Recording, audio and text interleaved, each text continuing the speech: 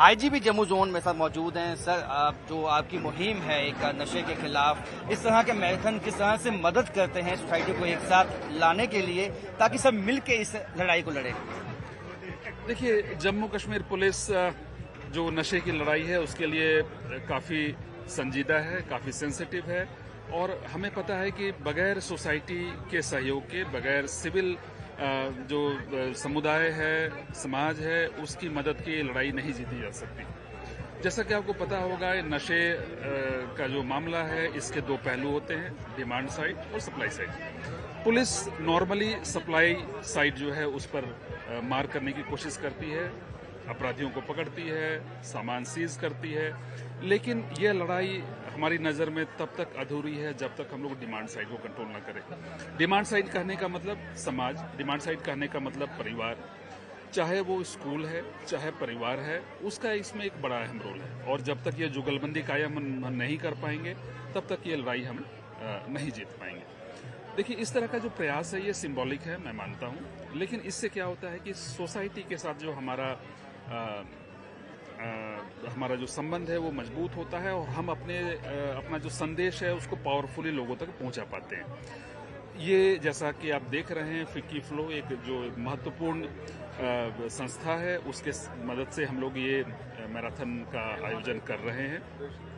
समाज के सभी मानिंद लोग यहाँ पे मौजूद हैं और जब इस तरह की कार्रवाई होती है तो उसका संदेश जो है सिविल सोसाइटी के माध्यम से दूर तक पहुंचता है। ये सब जानते हैं कि इस वक्त पुलिस के सामने दो चैलेंज सबसे बड़े हैं। तो इंटरस्टेट ड्रग माफिया तो है ही है, लेकिन पाकिस्तान एक ड्रग्स नारकोटिक्स फैलाने का एक अहम जो है उसने हमेशा से कोशिश जारी रखी है।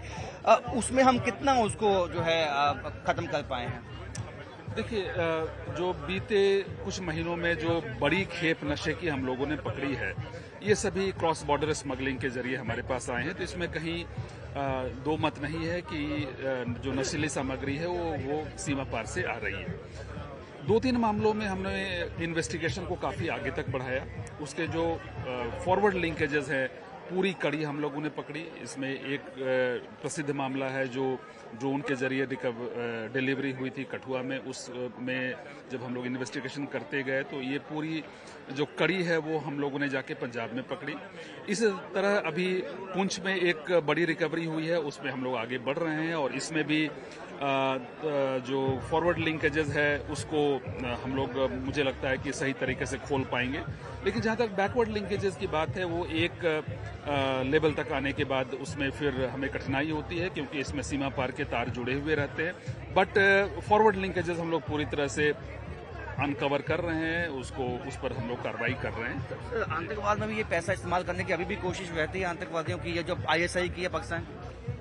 देखिए, कई सारे case Jammu Kashmir police investigate कर रही है जिसमें यह स्पष्ट तौर पर उभर करके आया है कि नशे का जो कारोबार है, उससे जो प्रोसीड है, इसका इस्तेमाल आतंकी कार्रवाइयों में होता है, जिसको हम नार्को टेररिज्म कहते हैं। उसमें कई मामलों में बड़े जो टेररिस्ट है वो भी पकड़े गए हैं, कई सारे असले पकड़े गए हैं। तो ये कार्रवाई एक लगातार हमारी जो है चल रही है। बहुत बहुत शुक्रिया।